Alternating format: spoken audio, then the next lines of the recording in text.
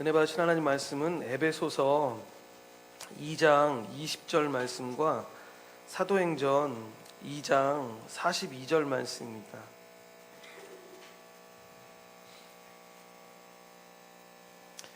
우리 다 찾으신 줄 알고 우리 다 같이 합독하겠습니다. 너희는 사도들과 선지자들의 터 위에 세우심을 입은 자라. 그리스도 예수께서 친히 모퉁이 돌이 되셨느니라. 그들이 사도의 가르침을 받아 서로 교제하고 떡을 떼며 오로지 기도하기를 힘쓰니라. 아멘. 저는 오늘 읽으신 말씀을 가지고 나는 거룩한 공교회를 믿습니다. 세 번째 시간으로 교회의 표지, 첫 번째로 말씀의 참된 선포에 대해서 알아보려고 합니다. 오늘 우린 사도신경 16번째 말씀을 전하고자 하는데, 지금까지 우리는 사도신경을 통해서 우리가 믿는 바가 무엇인지를 살펴보았습니다. 즉 성부 하나님, 성자 하나님, 성령 하나님에 대해서 살펴보았고, 이렇게 우리가 믿는 내용이 무엇인지를 살펴보았습니다.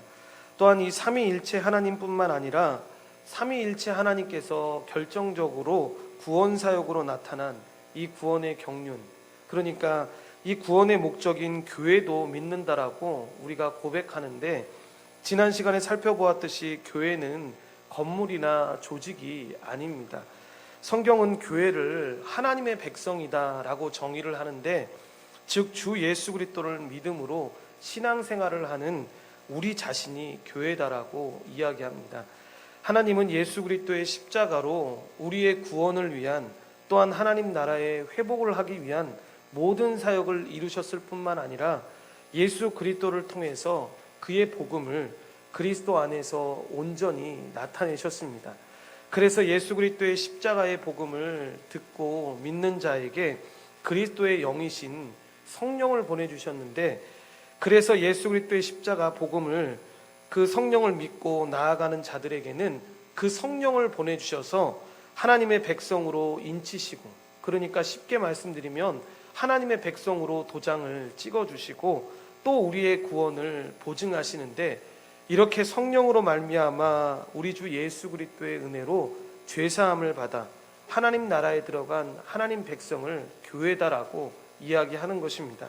이것을 다른 말로 하면 하나님의 새 언약 백성이다라고 이야기하는데, 그러니까 구약의 옛 언약 백성으로 이스라엘이 있었다면 이제 예수 그리스도를 통해서 모든 구원을 완성하시고 또 약속대로 성령을 부어주셔서 하나님의 백성으로 도장 찍어주신 그 하나님의 새로운 백성을 하나님의 새 언약 백성인 교회다라고 이야기하는 것입니다. 그렇게 탄생한 새 언약 백성인 이 교회는 영광스럽고 충만한 존재로 그의 능력이 그리스도 안에서 역사하사 결국 그리스도 안에서 연합함으로 그리스도 때문에 교회는 그리스도의 모든 영광과 그리스도의 충만한 존재가 되게 되는데, 그렇기 때문에 교회는 그 그리스도의 충만함으로 인해서 절대로 실패하지 않는 인생이 되었다라고 이야기하는 것입니다.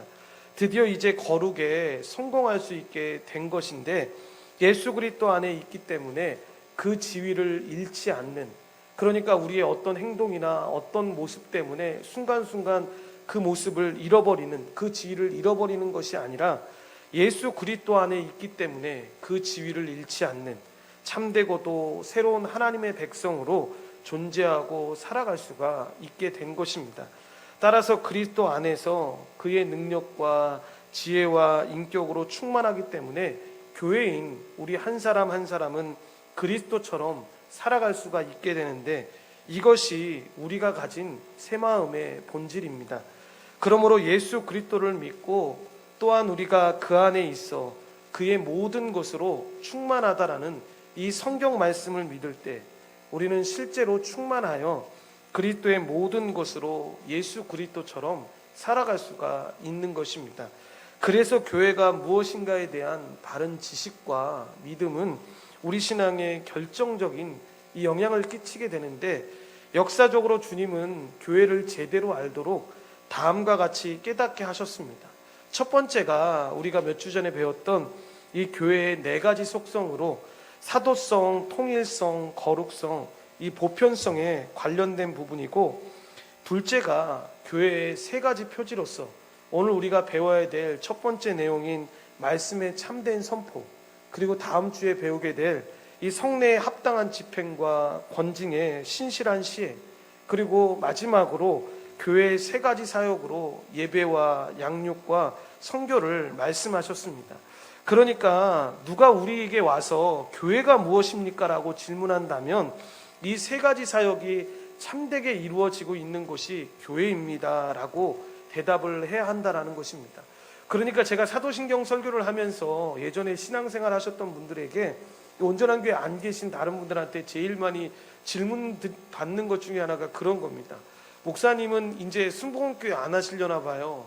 그냥 장로교회 같은 교회 하시려나 봐요. 이렇게 얘기하시길래 왜 그렇게 질문하냐고 하니까, 이 교회의 네 가지 속성에 관련된 것도 그렇고 사도신경에 나오는 중간적인 내용들을 이야기하면서 한 번도 배운 적이 없었고 순복음교회 있으면서 그렇게 하지 않았는데 라고 이야기할 때 굉장히 제가 그런 설명을 드렸던 게 막 격하게 설명 들었던 게 아니라 웃으면서 설명 중에 조금씩은 있었는데 구체적으로 설명하지 않았는데, 지금 이렇게 설명하는 것은 순복음교회에서 안 들었던 게 아니라, 안 믿는 게 아니라, 교회가 처음 생겼을 때, 그러니까 개신교가 생기고 나서 교단이라는 것이 없을 그때 모든 교회들이 공부했던 것이고, 모든 교회들이 이렇게 걸어가는 것이, 이렇게 사역하는 것이 참된 교회다라고 해서 모두가 알았었는데, 시간이 지나다 보니까 이 부분들을 조금 소홀히 한 부분이 있지만, 실제로 어느 교회든 간에 그것이 감리교든 순복음이든 장로교든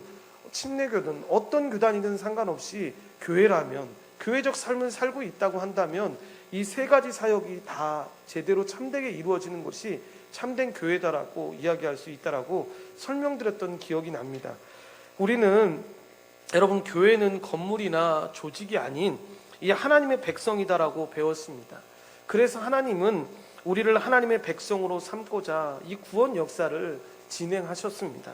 그의 아들 예수 그리스도를 보내주셔서 우리의 죄를 대신 담당하게 하셨는데, 그 모든 은혜로 교회는 하나님의 나라에 들어가 그의 백성으로 복을 누리면서 살아갑니다. 그래서 우리는 교회의 영광과 복을 분명히 알아서 감사하며 살아가게 되는데, 그러므로 우리는 교회로서 하나님이 어떤 일을 이루시려는 수단이 아니라, 그러니까 하나님께서 어떤 일을 이루기 위해서 우리 한 사람 한 사람을 보내주셔서 도구처럼 쓰는 인생이 아니라, 그 자체로 하나님의 복을 받은 귀한 천국 백성이라는 것입니다. 그래서 첫 번째로 하나님 백성으로서의 교회는 예수님의 가르침을 직접 받고 예수님의 죽음과 부활을 목격한 사도들의 증거와 신앙 고백 위에 세워지게 되는데, 이것이 참된 교회다라고 주장하는 것이 바로 사도성입니다. 이 사도적 신앙 고백의 핵심은 예수님이 하나님의 아들이요 그리스도요 주님이시며 오직 그분을 믿음으로 구원을 받는다라는 신앙 고백입니다. 그래서 이 예수 그리스도에 대한 참된 신앙 고백이 없다면 여러분, 그것은 더 이상 교회가 될 수가 없다라는 것입니다. 또한 교회가 이 사도적 가르침 위에서 삼위 하나님의 하나됨과 같이 하나가 되면 삼위 하나님의 은혜로 하나님을 닮아가게 되는데, 그것이 바로 거룩성입니다. 그러니까 교회인 우리는 이미 모든 죄를 사함받고 하나님의 것, 그러니까 하나님의 소유로 구별된 거룩한 하나님의 백성, 곧 성도로 우리는 그리스도 안에서 거룩하게 살 수 있는 모든 자원을 충분히 받았습니다. 성령께서 그리고 계속해서 거룩하게 살아갈 수 있도록 우리 안에 은혜를 주십니다. 그래서 무엇보다도 이 복음과 이 말씀을 잘 가르치고 배우려고 애써야 하는데, 교회의 일부분이 아니라, 그러니까 어린아이에서 정말로 나이든 장성한 어른들에 이르기까지 모두가 다 말씀을 다 같이 배워서 이 함께 교회를 세워가며 함께 거룩을 도모해야 한다는 것입니다. 그럴 때 여러분, 복음에 의해 우리가 이미 거룩한 자임을 분명히 알아서 확신할 수가 있고, 말씀의 능력에 의해서 거룩하게 살아갈 수가 있다라는 것입니다. 또한 교회의 머리는 그리스도로, 교회는 오직 주님께만 순종해야 되는데, 교회가 사도적 복음과 신앙적 고백 위에 세워지면 여러분 교회는 자연스럽게 하나가 되는데, 이런 교회의 속성을 통일성이라고 이야기합니다. 특별히 하나님 이 교회의 본질을 생각할 때 성령이 하나 되게 하신 것을 우리가 힘써 지켜야 하는데, 교회는 주 예수 그리스도와 한 몸입니다. 그래서 교회는 예수 그리스도의 몸이기 때문에 당연히 그리스도가 주시는 이 모든 복과 은혜를 다 누리게 되는데, 그저 누리는 것이 아니라 충만하게 누리게 되는데, 더불어 몸이기 때문에 유기체적인 통일성을 가지게 되는데, 그 안에 각각 그리스도와 나만 연합한 것이 아니라 함께하는 모든 사람들이 연합되어져 있는 것입니다. 그래서 함께 한 몸으로 지금 한 가족이 되었다라고 이야기하는 것인데, 이것을 뭐라고 말하냐면 전혀 새로운 존재가 된 한 새 사람이다라고 이야기하는 것입니다. 그러니까 이전에는 이 사실을 몰랐을 때에는 예수 믿을 때에도 나만 잘 되면 되고 나만 복 받으면 되고 내 자식만 축복받으면 됐는데, 이 통일성을 알고 나면 그럴 수가 없다라는 겁니다. 내 옆에 있는 자녀들이 아파할 때 같이 아파할 수밖에 없고, 내 옆에 있는 사람들이 탄식하고 좋아할 때 같이 좋아할 수밖에 없습니다. 왜냐하면 교회는 한 몸 된 존재이기 때문에 나 하나만의 삶을 보면서 걸어가는 것이 아니라 다른 사람의 아픔이 나의 아픔이 되고 다른 사람의 기쁨이 나의 기쁨이 되는 존재로 바뀌었기 때문에 그렇습니다. 그래서 교회된 우리는 개인이 아니라 이 집합적 존재, 공동체적 존재로 살아가게 되는데, 이게 바로 교회의 통일성이라는 것입니다. 또한 하나님의 구원은 예수 십자가 복음, 즉 사도적 복음을 믿는 모든 사람에게 차별이 없는데, 그래서 어느 곳에든지 어떤 사람에게든지 예수님을 믿으면 그리스도 안에서 하나, 곧 교회가 되어서 함께 거룩한 삶을 살아가게 되는데, 이런 교회의 속성을 보편성이라고 이야기합니다. 그래서 교회는 모든 민족으로 구성되며 어떤 차별도 있어서는 안 되는데, 따라서 교회의 보편성으로 인해서 이 모든 지역에서 인종과 문화와 성별과 지위 등과 관계없이 모든 사람이 차별 없이 함께 교회를 이루게 되는데, 어느 곳에서 누가 모이든지 교회입니다. 그러니까 간혹 가다가 여러분 그런 얘기 웃으시면서 하시는 분들 있지 않습니까? 우리 교회 정말 좋은 교회예요. 왜 좋은 교회인데요? 그러니까 우리 교회 교수들이 얼마나 많은지 몰라요. 사장님들이 얼마나 많은지 몰라요. 선생님들이 얼마나 많은지 몰라요 라고 이야기하면 어떤 의도에서 하시는지는 알겠지만, 심각하게 보면 잘못되게 교회를 설명하고 있는 겁니다. 교회는 어떤 한 부류의 사람들, 그러니까 세상 사람들이 칭송하는 사람들이 모여서 칭찬받는 교회가 아니라 정말로 가난하고 어렵고 문제 있고 부한 모든 사람들이 들어와서 함께 사랑을 나누고 함께 걸어가는 곳이 교회여야 한다라는 것입니다. 그래서 이 머리이신 예수 그리스도의 다스림에 순종하는 것이 왜 중요하냐면, 이 교회적 삶에서 모든 사람들이 순종할 수 있는 것, 서로를 섬길 수 있는 건 이 교회의 머리가 예수 그리스도이기 때문에, 내가 가진 것이 많건 적건, 배우건 많이 배우지 못했건 상관없이 그리스도가 주시기 때문에, 그래서 우리가 에베소 공부를 할 때에도 부부간의 관계에서, 부모와 자녀 간의 관계에서, 주인과 종의 관계에서 그들이 서로 순종하면서 걸어갈 수 있었던 이유는 그 모든 관계의 주인이 머리가 예수 그리스도라는 걸 그들이 알고 있었기 때문에 그런 삶을 살아가라라고 사도 바울은 이야기했던 것입니다. 그래서 순종 없이는 거룩이 없고 순종 없이는 복이 없기 때문에 여러분, 순종이야말로 참된 예배라는 것입니다. 따라서 교회는 성령님이 하나 되게 하신 것을 힘써 지켜야 하는데, 이것이 바로 가장 긴급하고 중요한 일임을 항상 명심해야 합니다.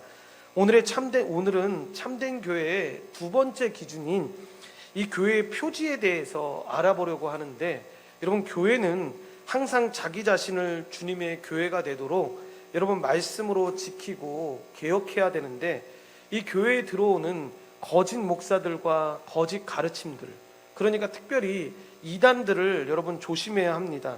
그러니까 또한 정통교대는 사칭해서 유혹함으로 이 기본적인 신앙의 교리를 버리게 하는 여러 사상들도 여러분 조심을 해야 합니다.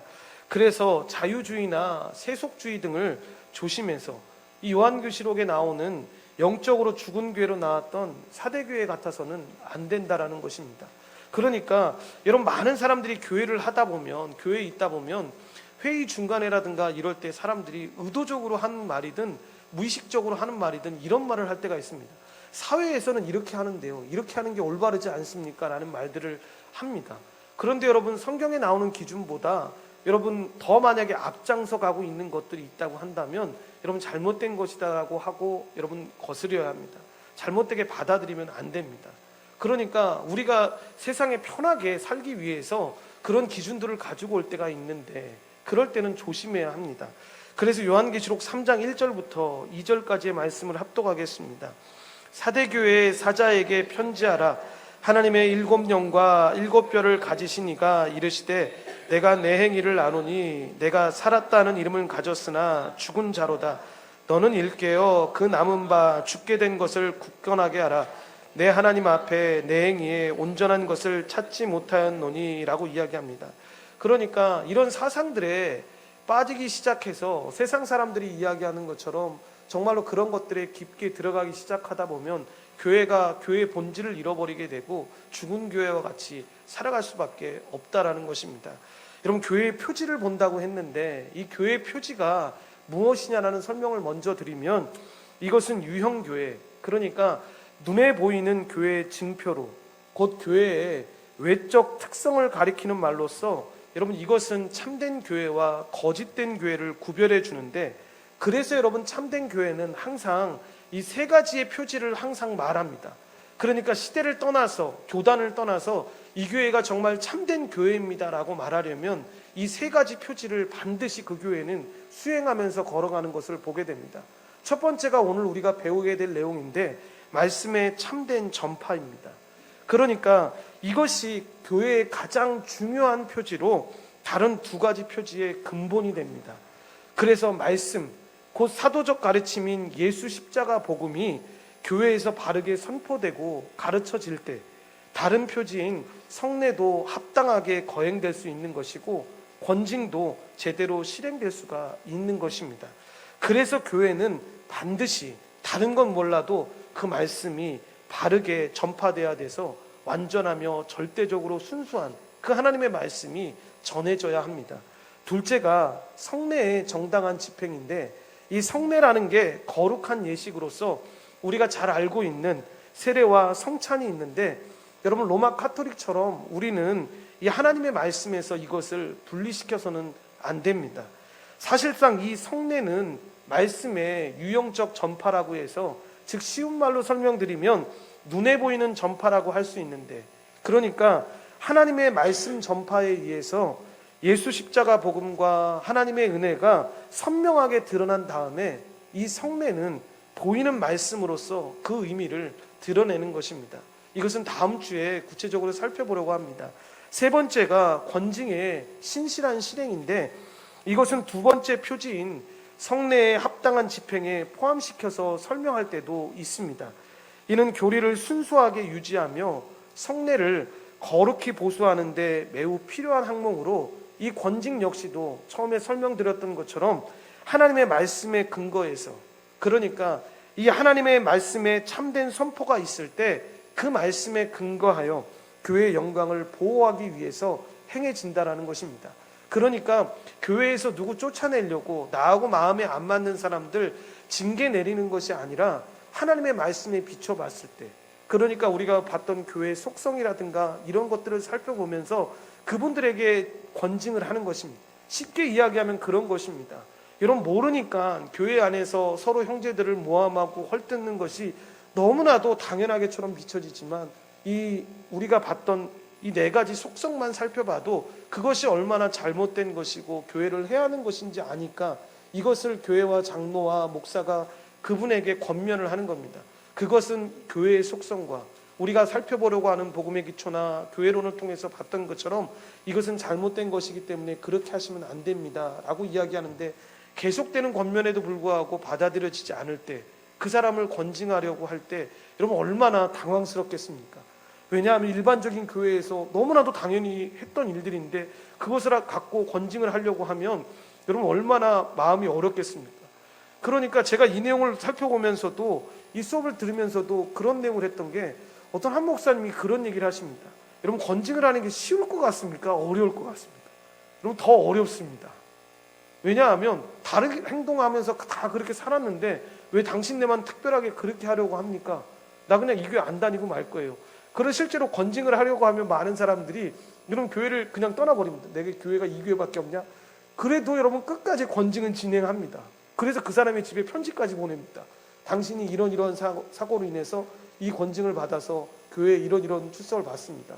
그러면 당연히 성례전도 못하게 되고 이런 건징을 받는 경우가 있는데, 이거는 뭐 다음 주에 우리가 조금 내용을 좀 살펴보겠지만 교회론을 살펴볼 때도 이 내용이 자세하게 나오게 되는데, 그래서 이렇게 하는 것이 얼마나 잘못된 것인지를 여러분 잘 모른다는 겁니다. 그런데 문제는 뭐냐면 처음에 살펴봤던 말씀의 참된 선포, 이게 있다고 한다 그러면 이게 얼마나 큰 죄인지를 아니까, 얼마나 내가 잘못된 것인지를 알고 있으니까 이것을 하면 안 되겠구나라는 생각을 해서 그렇게 할 수 있다는 겁니다. 문제는 그거였다는 겁니다. 이것이 얼마나 큰 잘못인지도 모르는데 사람들에게 징계를 내리려고 하니까, 야, 어떻게 나한테 그럴 수가 있어, 다른 사람들은 다 그렇게 하고 있는데 라고 하면서 한다는 겁니다. 그래서 이 말씀의 참된 선포가 참 중요한 것입니다. 그래서 여러분, 이 건징은 교회의 영광을 보호하기 위해서 행해집니다. 이 교회의 표지라는 이 교리가 나온 배경이 있습니다. 여러분, 종교 개혁가들과 이 로마 카톨릭이 충돌했기 때문인데, 여러분이 잘 아시다시피 16세기 유럽에서 시작된 이 종교 개혁은 여러분 부패했던 로마 카톨릭에 대한 반발로 이어지게 됩니다. 그런데 이것이 이 종교 개혁의 구체적인 내용이 뭐냐고 물어보면 쉽게 간단하게 설명드리면 누가 참된 교회인가를 둘러싸고 일어났던 이 전쟁이었습니다. 그러니까 당연히 로마 카톨릭은 우리가 오래됐고 그때 말로 하면 교회도 많기 때문에 우리가 보편적이기도 하고 우리 안에 참된 교회 모습이 우리 안에 있다고 해서 우리가 참된 교회다라고 이야기했던 것이고, 종교 개혁가들은 그렇게 이야기하는 겁니다. 너희들이 보고 있는 그 외적인 형태로의 교회는 교회가 아니다. 교회의 우리가 모습을 살펴보고 있지만 이 네 가지 속성도 보셨지만 외적인 모습으로 보이는 것이 아니었습니다.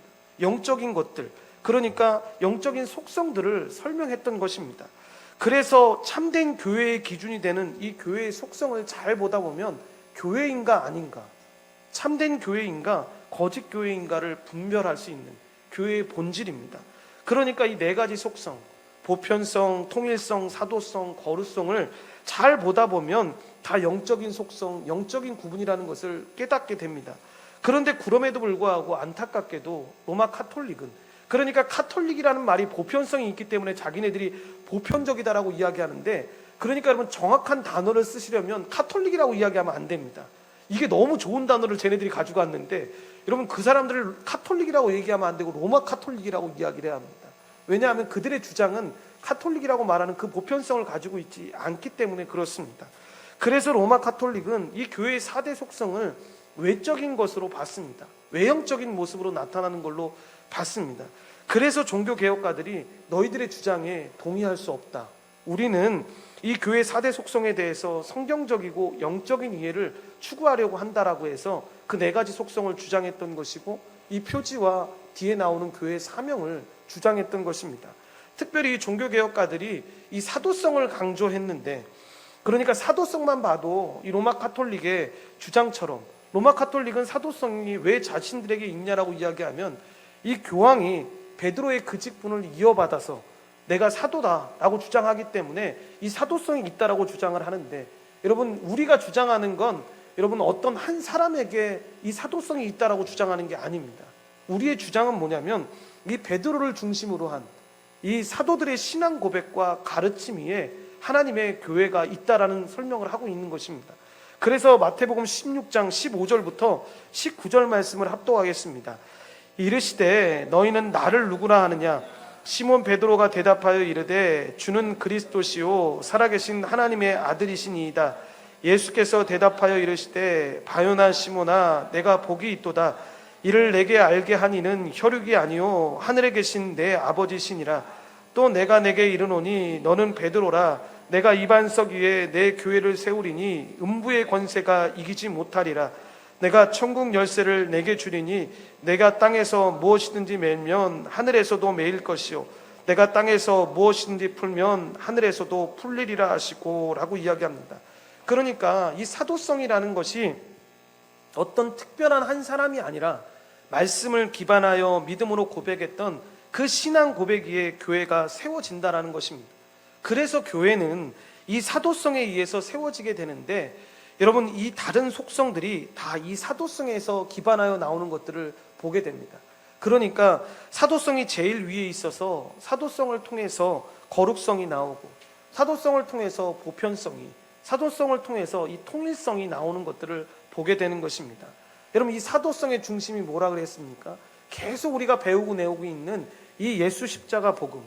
그래서 이 사도적 복음의 핵심인 이 십자가는 믿는 자를 한없이 겸손하게 만드는 것이고, 용서하게 만들고 사랑하게 만들어서 하나 되게 하는 것입니다. 이렇듯 개신교는 눈에 보이는 교회의 조직이나 교황이 아니라 복음을 참된 교회의 기준으로 삼고 있다라는 것입니다. 그런데 이렇듯 교회의 속성이 영적인 것으로 눈에 보이지 않는다면, 여러분, 우리는 그것이 참된 교회인지 어떻게 알 수가 있겠습니까? 이것은 교회에 복음이 있는가 없는가로 판단되어야 되는데, 그래서 종교개혁가였던 칼빈은 이런 얘기를 합니다. 하나님의 말씀이 순전하게 선포되고 들려지며 성례가 그리스도께서 정하신 대로 집행되는 곳에서는 의심할 여지 없이 하나님의 교회가 존재한다라고 이야기했고, 이 루터 역시 이런 얘기를 합니다. 교회를 복음이 바로 전파되고 성례가 바로 행해지는 성도들의 모임이다라고 정의를 했습니다. 그러니까 그것이 참된 교회라는 것입니다. 그런데 여기서 우리가 참된 교회의 표지로 이 교회를 바라볼 때 주의할 것이 있는데, 여러분, 지상교회의 이 불완전한 모습을 인정해야 합니다. 그러니까 복음이 있다면, 이 복음을 전하고 있다면 교회에서 다소 부족한 모습이 보이더라도 여러분, 성급히 정죄하지 말아야 한다라는 것입니다. 그러니까 신학교를 갈 때에도 항상 교수님들이 하셨던 얘기 중에 하나가 뭐냐면, 설교할 때 진짜 확신에 차서 설교하는 애들이 1학년들이 설교를 그렇게 한다고. 아무것도 모를 때 그 정죄도 잘하고 정말로 막 가르는 것도 잘하고, 저거는 교회도 아니라고, 저 어떻게 저럴 수가 있냐면서 막 하면서 막 이렇게 한다고. 그런데 4학년이 되면 그래 그나마 그래도 조금 겸손해지기 시작한다고. 왜냐하면 부족함을 아니까, 연약함을 아니까 그렇게 한다고. 여러분, 무슨 얘기냐면, 교회에 다소 부족한 모습이 보이더라도 우리 교회뿐만이 아니라, 온전한 교회뿐만이 아니라 다른 지상의 많은 교회들을 바라볼 때에도 조금 부족한 모습이 있더라도 성급히 정죄하지 말아야 되는데, 오직 자신의 교회만 참된 교회라고 주장하는 이 배타주의를 여러분 피해야 합니다. 그러니까 이런 대표적인 교회 가운데 하나가 여러분 그런 교회지 않습니까? 뭐 교리까지 다 말씀드릴 수는 없지만 킹제임스 성경 가지고 하고 있는 교회도 그렇고, 뭐 저기 변승우 목사님인가 하시는 분이 뭐 하는 교회도 그렇고, 뭐 한기총에서 받아줬다고 하긴 하는데, 많은 목사님들이나 신학자들이 이단의 증거 중에 하나다라고 말하는 이유 중에 하나가 뭐냐면, 설교를 들을 때 보면 그분이 항상 하시는 말 가운데 그런 겁니다. 지상에 있는 모든 교회들은 완전치 않고 잘못됐다는 겁니다. 그런데 지금 여러분들이 다니고 있는 이 교회만 온전한 교회고 괜찮은 교회다라고 설명을 합니다. 그러니까 신학사상까지 들어가지 않다 하더라도 건강하지 못한 교회입니다. 그러니까 나만이 옳다, 우리만이 옳다라고 말하는 것을 조심해야 한다라는 것입니다. 그러니까 칼빈의 말처럼 그것이 전체적으로 부패하지 않은 모습으로 있다면 어떤 오류나 잘못된 행위도 교회라는 이름을 부인할 만한 충분한 이유가 되지 못한다라고 이야기합니다. 그런데 여기에서 칼빈이 아주 우리에게 경고적인 말을 하기는 합니다. 뭐라 하냐면, 그러나 꼭 기억해야 되는 건 종교의 기본적인 내용에 거짓이 침입되고 필수적인 교리 체계가 전복되며 성례의 사용이 끊어지면 마치 사람의 목이 잘리거나 심장에 치명적인 상처를 입었을 때 생명이 끝나는 것처럼 교회는 파멸이라는 분명한 결말을 맞게 된다라고 이야기합니다. 여러분, 무슨 얘기입니까? 여러분, 배타주의는 조심하되 복음과 진리에 대한 선포와 이 믿음의 문제에 대해서는 엄격한 태도를 유지해야 한다는 것입니다. 그러니까 교회가 교회답지 못한 모습들, 그러니까 말씀을 선포한다든가 이런 거 할 때 하나님의 말씀이 전혀 아닌 것들을 전하는 것에 대해서 두려워하라는 겁니다. 그러니까 이거는 어떤 목사님들이나 어떤 말씀을 전하는 사람들에게만 이야기하는 것이 아니라, 우리도 여러분 말씀을 가지고 다른 사람들에게 나누어주고 베풀 때가 있지 않습니까? 그런데 그때에도 조심하라는 것입니다. 그 말씀이 이 복음의 잘못된 내용들, 정말로 성경에 나와 있지 않은 내용들, 마치 기복신앙처럼 말하는 그런 내용들이 있다면 여러분 조심해서 전해야 한다는 겁니다. 그것이 쌓이고 쌓여서 여러분 목이 잘리거나 심장에 치명적인 상처를 입는 것처럼 이 생명이 끝나는 그 교회의 파멸이 올 수도 있다라는 것입니다. 그래서 여러분 이 참된 교회의 표지, 이 말씀의 표지를 잘 살펴볼 필요가 있는데, 첫째로 교회는 사도적 가르침 위에 존재하며 하나님의 말씀에 흥앙으로 부응한다라는 것입니다. 이것의 성경적인 증거가 오늘 우리 읽었던 사도행전 2장 42절 말씀인데, 다시 한번 우리 다 같이 합독하겠습니다. 그들이 사도의 가르침을 받아 서로 교제하고 떡을 떼며 오로지 기도하기를 힘쓰니라 라고 이야기합니다. 그러니까 초대교회의 사도의 가르침이 가장 기초였다라는 것입니다.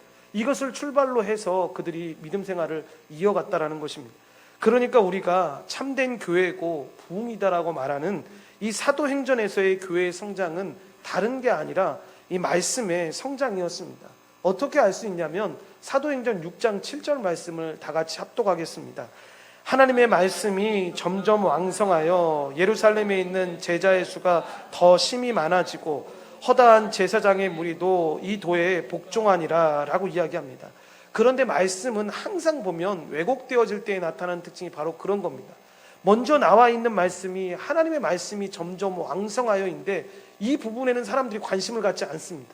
그리고 그 뒤에 나오는 부분, 예루살렘에 있는 제자의 수가 더 심히 많아지고, 세상 사람들이 말하는 사람의 숫자가 많아지고 사람의 숫자가 넘치는 거에 초점을 맞추게 되니까 그 전에 정말로 중요하게 있었던 그 말씀, 하나님의 말씀이 점점 왕성하고 풍성하게 되는 그 말씀의 성장에 대한 부분들은 사람들이 간과하기 시작한다는 것입니다. 이렇듯 교회를 세우는 사역은 잘 보면 말씀 사역입니다. 그래서 여기서 말하는 말씀 사역, 즉 사도적 가르침의 핵심은 예수 그리스도의 십자가 복음입니다. 이것은 예수님이 우리의 구원자 곧 그리스도요 주님이시다라는 것으로, 그분은 우리를 위해서 우리의 죄값을 감당하시기 위해서 십자가에서 형벌대속적 죽음을 죽으셨는데, 화목제물로 죽으셨는데 우리를 속량하셨다라는 것으로, 이것이 바로 예수님의 십자가 복음이라고 이야기할 수 있습니다. 그래서 베드로가 처음으로 설교할 때, 즉 사도행전 2장 36절에 그 내용이 나오는데, 여러분 이렇게 이야기하지 않습니까? 너희가 십자가에 못 박은 이 예수를 하나님이 주와 그리스도가 되게 하셨다라고 이야기하는 것을 보게 됩니다. 이렇듯 예수님은 우리 죄를 자신의 것으로 간주하시고 우리가 받을 죄의 형벌을 대신 받으시는 죽음, 즉 형벌대속적 죽음을 죽으셨는데, 이로 인해서 우리가 속죄함을 받아 죄와 그 죄로 인한 형벌로부터 벗어나게 된 것입니다. 해방, 자유함을 얻게 된 것인데, 또한 우리는 죽음뿐만 아니라 그동안 사도신경을 통해서 예수님의 부활과 주되심도 복음이라는 사실을 우리가 믿었는데, 이 부활은 예수님의 십자가 사역이 죄와 죄의 형벌인 이 사망을 패하였음을 의미합니다.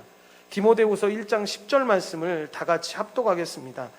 이제는 우리 구주 그리스도 예수의 나타나심으로 말미암아 나타났으니 그는 사망을 패하시고 복음으로써 생명과 썩지 아니할 것을 드러내신지라 라고 이야기합니다. 그러니까 그렇게 모든 것을 패하신 예수 그리스도가 하나님 우편에 앉으셔서 지금도 역사하고 계시는데, 지금도 여전히 선지자로서 성령을 통해 신자들의 마음을 조명하시고 당신의 모든 생각을 신자들에게 생각나게 하시는데, 그는 여전히 제사장으로서 자신의 형벌 대속적 죽음의 속죄 사역에 근거해서 중보 사역을 하고 계십니다. 그러니까 우리가 기도할 때 예수님의 이름으로 기도합니다라고 말하는 건 아무 의미 없이 기도하는 게 아닙니다. 여러분 그 기도 안에 고백하는 겁니다. 예수님이 우리를 위해서 대신 죽으심으로 말미암아, 그리고 부활하시고 하나님 우편에 앉으셔서 나를 위해 지금 사역하고 계셔서 내가 지금 드리고 있는 그 기도가 예수 그리스도의 그 죽음으로 말미암아 이루어짐을 고백합니다라고 기도하고 있는 것입니다. 그래서 여러분이 우리를 위해서 그분은 변호하실 뿐만 아니라 이 우리의 부족한 기도와 섬김이 하나님께 받아지도록 여러분 간구하고 있는 것입니다. 동시에 그리스도는 왕으로서 직분자를 세워 지상의 교회를 통치하고 보호하시는데, 그는 모든 원수를 발 아래 둘 때까지 여러분 왕노릇 하십니다. 그러므로 이 사도의 가르침을 받은 우리들은 주 예수 그리스도를 믿어야 하는데 다음과 같은 사실을 우리는 분명히 믿어야 합니다. 우선 예수님이 우리의 주와 그리스도이심을 믿어야 하는데, 여러분, 이것이 가장 전제되어야 합니다. 십자가에 죽으신 예수님이 우리 죄를 사하시려고 이 죽으셨다라는 것을 믿고, 그리고 부활하셔서 만물을 다스리시는 주가 되셨다라는 사실을 우리가 믿어야 합니다. 또한 현재도 우리의 모든 부분, 우리의 모든 영역의 세상 모든 부분들을 그분이 다 다스리신다는 것을 믿어야 하는데, 왕으로 다스리고 있음을 믿어야 합니다. 그리고 또한 이 천국이 현재 교회에 실현되고 있다는 사실을 우리가 믿어야 되는데, 그러니까 죽어서 가야지만 그 느낄 수 있는 그 천국이 아니라 현재 순종할 때 그 복을 누리고, 또 이 복을 누리면서 무엇을 기대하냐면 새하늘과 새 땅을 기대하고, 이렇게 기쁨 교회적 삶을 살아가면서 마지막에 완성된 그 기쁨을 내가 또 들어가 누리겠구나라는 이 기쁨 가운데, 감사함 가운데 지금 이 시대를 우리가 지금 살아가고 있는 것입니다. 그러니까 이 기쁨은 지금 시대를 살아가고 있는 우리에게만 주었던 것이 아니라 하나님이 천지를 창조하시고 이 땅을 계속 다스리시면서 이 땅에 살아가는 백성들에게 언약을 주셨지 않습니까? 약속을 주셨습니다. 그때 여러분 주셨던 내용들이 다 그거였습니다. 어렵게 설명하지 않고 쉽게 설명드리면, 하나님이 그들에게 약속을 주십니다. 너희들 내 뜻에 순종하면서 살아가. 나는 그 말씀에 우리가 순종하며 살아가면 되는데, 항상 이것이 깨졌을 때가 언제였냐면 항상 하나님의 말씀을 거역하고 하나님 말씀에 순종하지 않았던 것. 그러니까 처음에도 설명드렸던 것처럼 많은 아이들이 질문하는 것 중에 하나가, 왜 그렇게 선악과 과일 하나 따먹은 것 같고 하나님이 이렇게까지 재앙을 내리십니까? 라고 이야기하는데, 그건 과일 하나 따먹어서가 아니라 하나님같이 되려고 하는 그들의 교만함, 하나님 말씀에 순종하지 않았기 때문에 그 제약이 왔던 것이지, 어떤 표면적으로 보이는 과일 하나를 설명하기 위해서 그런 것이 아니라는 것입니다. 그래서 우리가 교회적 삶을 살아간다라고 할 때 대부분 우리의 삶의 특징이 뭐냐면 하나님의 말씀에 순종하는 삶, 그분이 우리에게 주신 그 약속에 순종하며 살아갈 때 하나님이 우리에게 약속하셨던, 너는 내 백성, 내가 너희를 끝까지 책임지고 너희에게 복을 주시겠다고 하시는 그 말씀을 계속 지키는 것을 성경의 역사를 통해서 우리가 계속 보게 되는 것입니다. 그러므로 신자는 매일 이 복음과 그 복음의 풍성이 드러나는 성경 말씀으로 살아가는 겁니다. 그러니까 당신 뭐 때문에 살아요라고 이야기할 때 내가 알고 있는 그 복음, 그리고 하나님이 주신 이 말씀을 매일매일 풍성하게 누리면서 살아가고 있습니다 라고 말하면 그가 참된 신자의 삶을 살아가고 있는 것입니다. 그래서 신자란 하나님 나라에 들어간 자며 날마다 나라의 왕이신 주 예수 그리스도의 이 말씀을 통한 통치에 순종함으로 하나님 나라 곧 천국에 거하며 그 복을 누리는 자입니다. 그래서 신자의 소망은 날마다 이런 하나님 나라의 복, 주의 통치에 순종하며 그분의 임재를 누리는 것입니다. 그러니까 세상 사람들이 말하는 자유처럼 방종하는 자유가 아니라 하나님 안에서 그분이 주시는 자유 안에 누리며 그분 앞에 순종하며 살아가는 삶이 하나님이 주시는 참된 복을 누리며 살아가는 삶이라는 것입니다. 그래서 주기도문에 나오는 이런 기도를 믿는 자들만 드릴 수 있는 것입니다. 하나님 나라가 임하시오며 하나님 뜻이 땅에서도 이루어지기를 원하나이다. 그리하여 우리가 매일 살아갈 양식을 공급받으며 매일 변화된 삶을 용서하며 매일 유혹에 빠지지 않고 악에서 벗어나게 될 것입니다. 그렇게 하여 주시옵소서라고 기도하는 겁니다. 그러니까 우리가 주기도문 살펴보면서도 하겠지만, 여러분, 주기도문은 믿지 않는 사람들이 드리면 아무 소용없는 기도입니다. 그의 자녀된 자들만 드릴 때 그 특권의 역사가 나타나는 것이지, 그냥 잠이 안 온다고 해서 사도신경을 읽고 주기도문에서 잠을 잘 잘 수는 있을지 모르겠지만, 여러분, 이것을 고백한다고 해서 믿지 않는 자에게, 하나님 백성 되지 않는 자에게 이 능력의 역사가 임하는 것은 아니다라는 것입니다. 이렇듯 말씀의 참된 선포가 참 중요합니다. 그래서 종교개혁자였던 루터가 한 단락으로 이렇게 표현합니다. 참으로 유일하고 지속적이며 실패할 수 없는 교회의 표지는 항상 말씀이었다라고 이야기하고 있는 것입니다.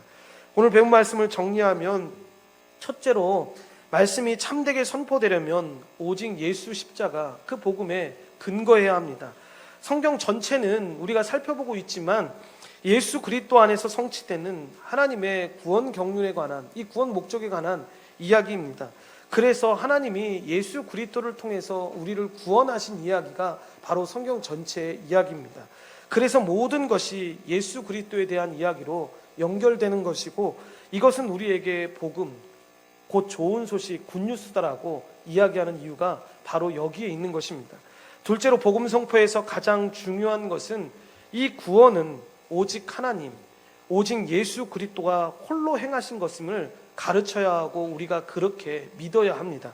구원은 전적인 하나님의 은혜로, 즉 오직 예수 그리스도만으로 구원은 이루어졌습니다. 그렇게 아무 가능성이 없는 우리 죄인들에게 이 소식이 복음이 되는 이유가, 좋은 소식이 되는 이유가 바로 여기에 있습니다. 여러분, 이것을 부정하거나 훼손을 하면 여러분 거짓 복음입니다. 그러니까 간혹 가다가 교회 안에도 여러분 그렇게 얘기하시는 분들이 있지 않습니까? 교회가 어려우니까 헌금 좀 하세요.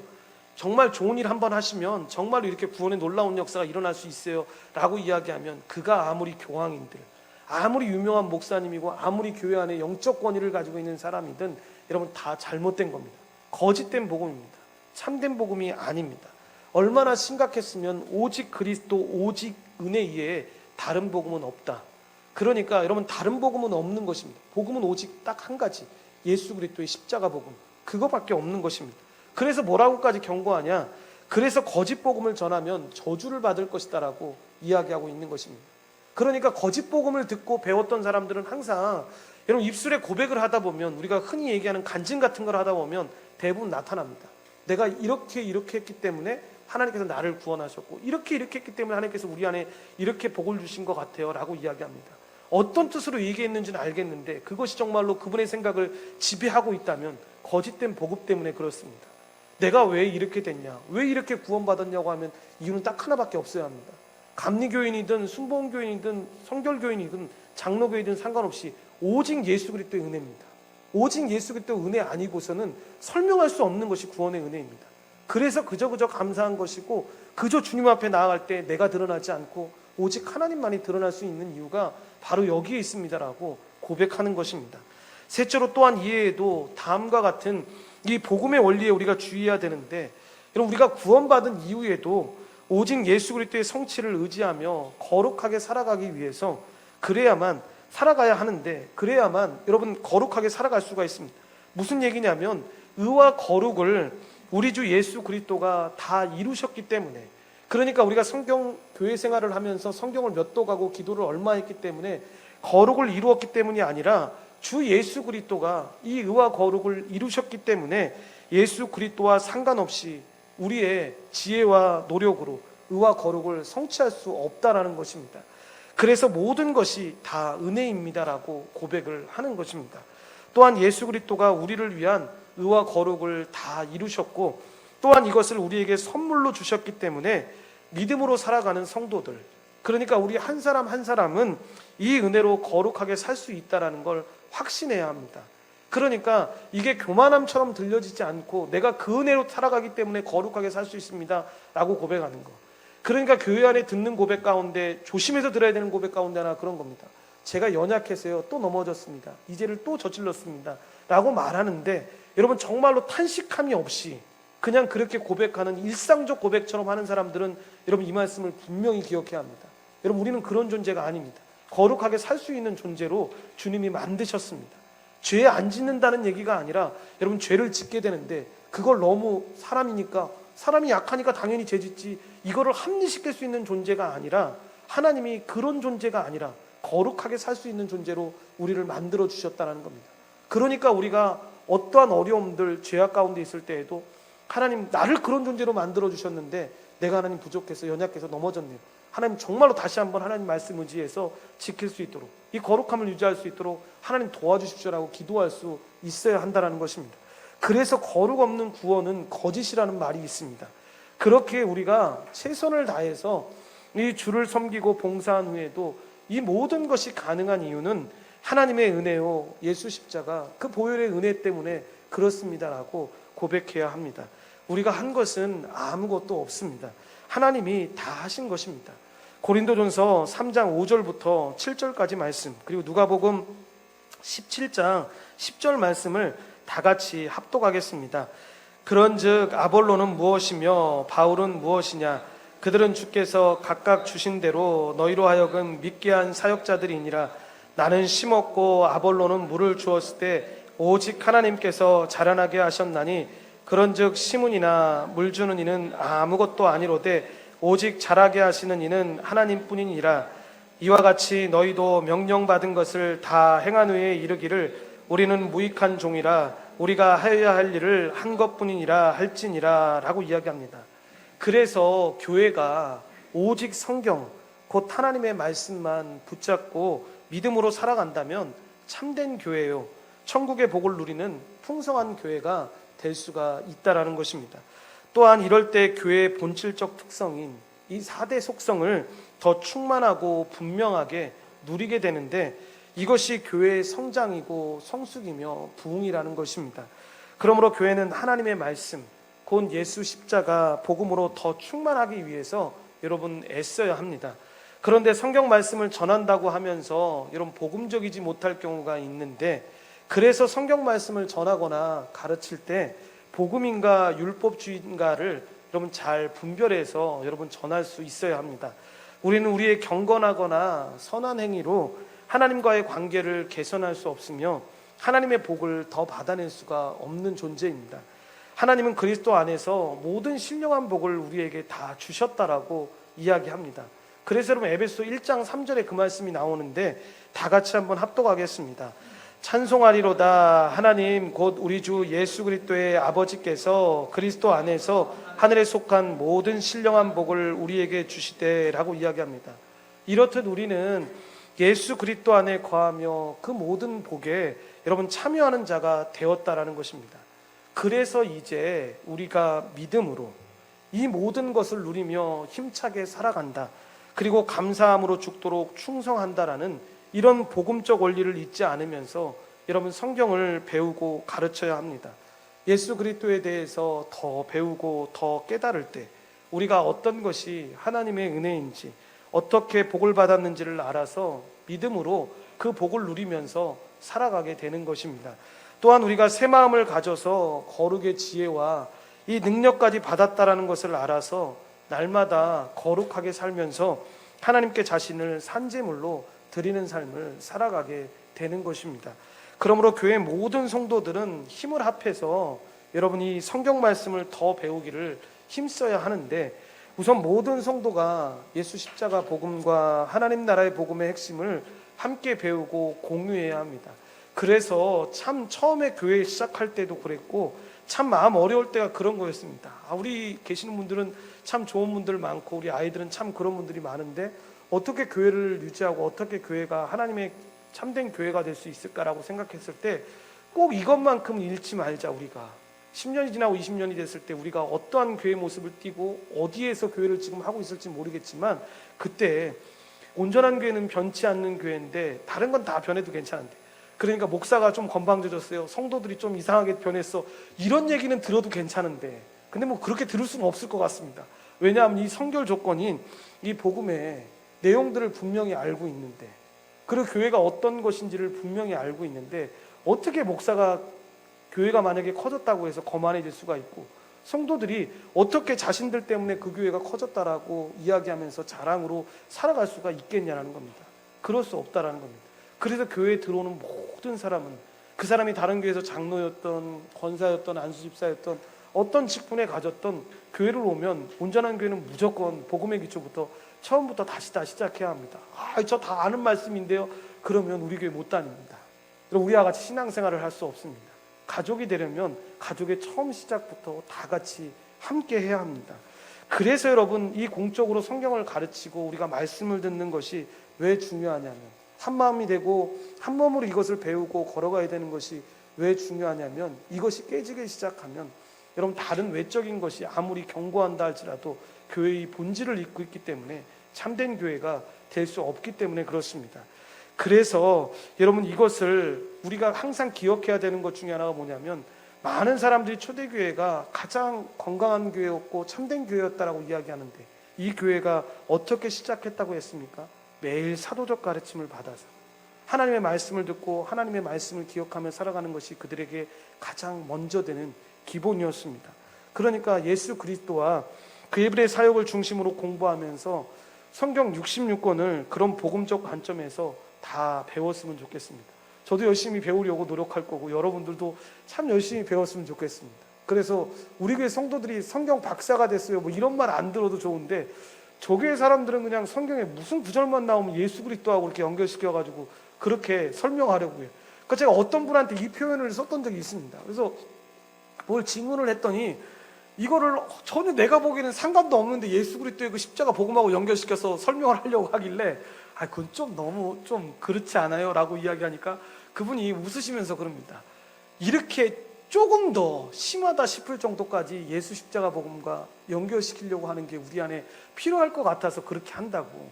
근데 여러분 저는 솔직히 저도 그렇고 여기 계신 여러분들도 그렇고 어떤 신학자가 듣기에는 어떤 다른 교회 목사님들이나 성도들이 듣기에는 너무 이건 오버 아니야. 예수 십자가 복음하고 그렇게 연결시킬 필요가 있어 라고 이야기할 수도 있지만 근데 실제로 성경을 그렇게 보면 이 구속사적 가르치면서 그 성경을 보게 되면 하나님이 천지를 창조하시고 주님이 오시는 그날까지의 모든 기록이 이걸 가지고 설명하지 않고서는 설명할 수 없는 부분들이 없다라는 것입니다.